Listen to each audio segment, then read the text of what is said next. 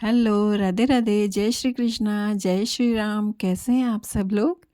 हाँ, मेरी वाइटी की खूबसूरत सखियों, आज इतने दिन बाद मिल रही हूँ। आपको खुशी हो रही है या नहीं? ज़रूर बताइएगा। अगर मुझे मिस किया हो तो कमेंट में ज़रूर लिखिएगा। तो कैसी हो आप सब? ज़रूर बताइएगा।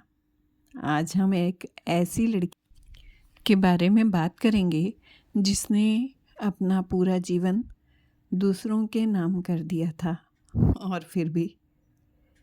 तो चलिए सुनते हैं कहानी। एक बहुत प्यारी सी लड़की थी जिसका नाम था गुड्डी। उसकी बड़ी बहन का नाम था क्षितिजा।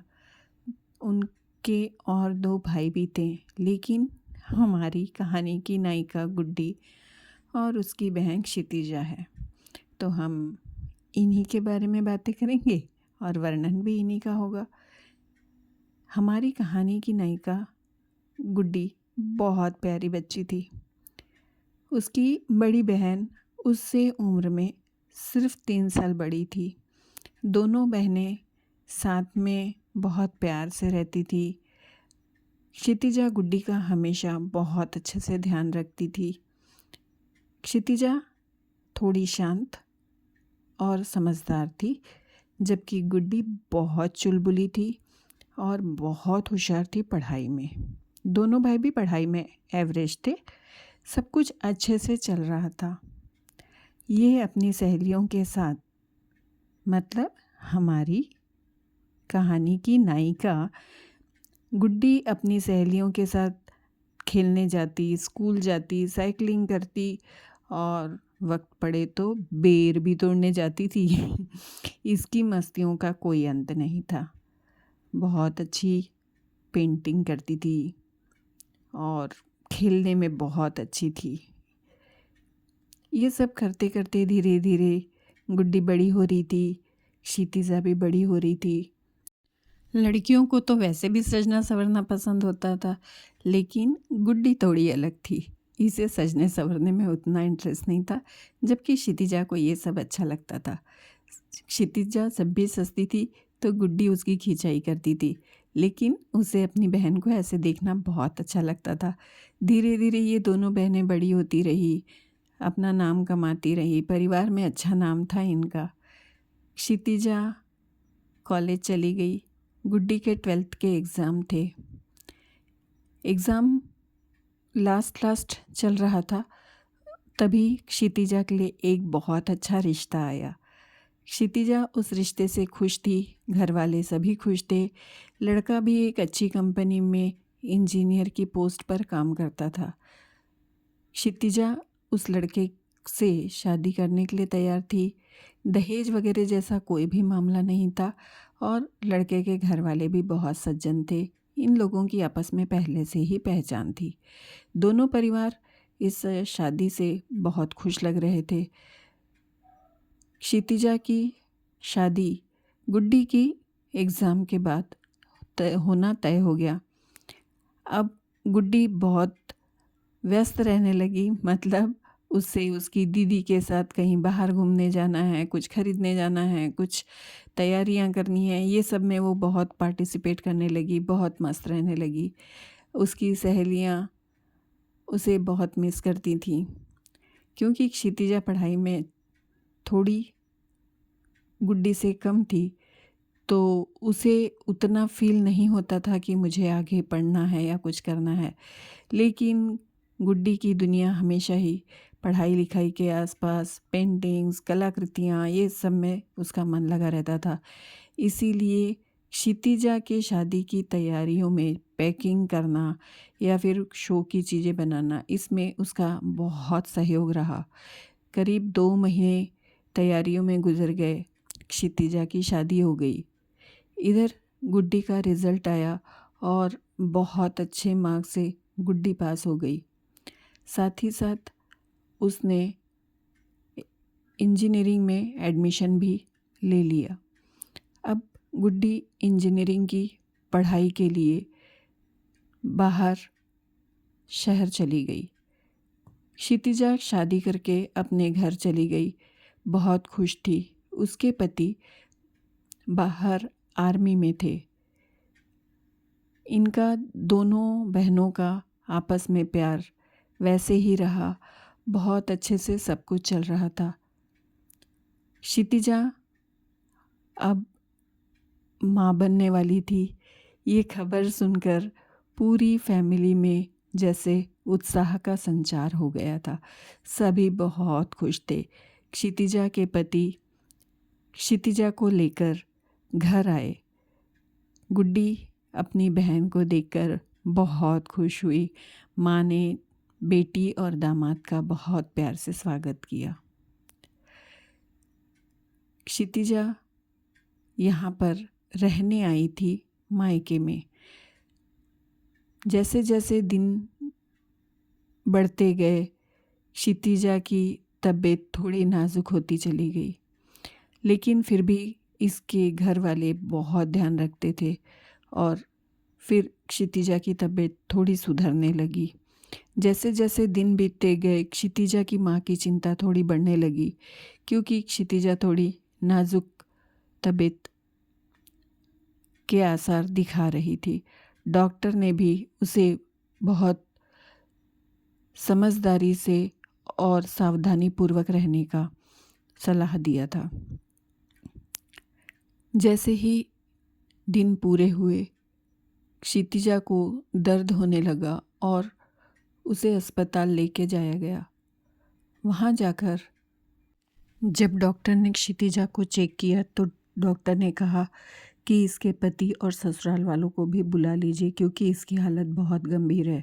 अचानक उत्पन्न हुई इन परिस्थितियों से क्षितिजा के मायके वाले घबरा चुके थे।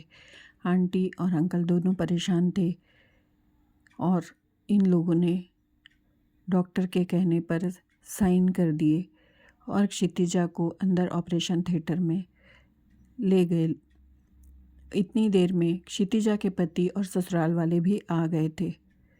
सब बहुत परेशान थे। क्षितिजा का पति, सासू माँ, ससुर जी सभी राह देख रहे थे कि कब क्षितिजा को हम देख पाएंगे। तभी डॉक्टर बाहर आई और उन्होंने फिर से एक पेपर पर उसके पति के साइन लिए और कहा कि बहुत क्रिटिकल कंडीशन है, हम दोनों में से एक को ही बचा सकते हैं, तो आप बताइए हमें क्या करना होगा। ये सुनते ही क्षितिजा के पति ने 1 मिनट की भी देर लगाए बिना कह दिया कि मुझे क्षितिजा को बचाना है, मुझे बाकी किसी की चिंता नहीं है। डॉक्टर साइन लेकर अंदर चली गई, लेकिन आधे घंटे बाद जब डॉक्टर बाहर आई तो वो काफ़ी परेशान थी। उन्होंने क्षितिजा के पति और माता पिता को ये सूचना दी कि आपको बेटी हुई है, नातिन हुई है, लेकिन अफसोस की बात यह है कि हम आपकी बेटी क्षितिजा को बचा नहीं सके। ये सुनते ही इसके मायके वालों को काटो तो खून नहीं था। पति भी काफ़ी परेशान हो चुका था। सासू माँ, ससुर जी सभी परेशान थे। सभी कह रहे थे कि हमें अगर क्षितिजा बच जाती तो बहुत अच्छा होता। डॉक्टर साहब, आपने उसे बचाने की कोशिश क्यों नहीं की। डॉक्टर परेशान थे। उन्होंने कहा कि क्षितिजा की तबीयत जैसे ही प्रेगनेंसी रिवील हुई तभी से ही उसकी तबीयत कुछ अच्छी नहीं थी। हम लोगों ने बहुत कोशिश किया लेकिन हम उसे बचा नहीं सके। परिस्थिति को सब लोगों ने स्वीकार किया। सभी क्रियाकर्म हो गए और बच्चे को लेकर घर आया गया। बच्चे की देखभाल करना, उसे वक्त पर दूध पिलाना, दवाई देना, ये सब काम अब ये गुड्डी संभालने लगी, क्योंकि माता अपनी बेटी के वियोग में बावरी सी हो गई थी। बच्ची को संभालने का जिम्मा गुड्डी ने अपने सिर पर ले लिया था। धीरे धीरे बच्चा गुड्डी को शायद अपनी माँ समझने लगा और उसके सानिध्य में ही रहना उसे अच्छा लगने लगा। बच्चा अब किसी और को पहचानने से इनकार करता था। वह दादी, नानी किसी के भी पास उतने अच्छे से कंफर्टेबल तरीके से नहीं रह पाता था। पिताजी वो तो बाहर काम पर जाते थे, इसीलिए गुड्डी ने इसे अपनी जवाबदारी समझकर कॉलेज से छुट्टी ले ली और बच्चे को संभालने में अपना पूरा वक्त देने लगी। कुछ समय बीतने के बाद दोनों घर के लोगों ने ये निश्चय किया कि गरिमा की और उसके जीजा जी की शादी कर दी जाए, जिससे बच्चे को माँ मिल जाए।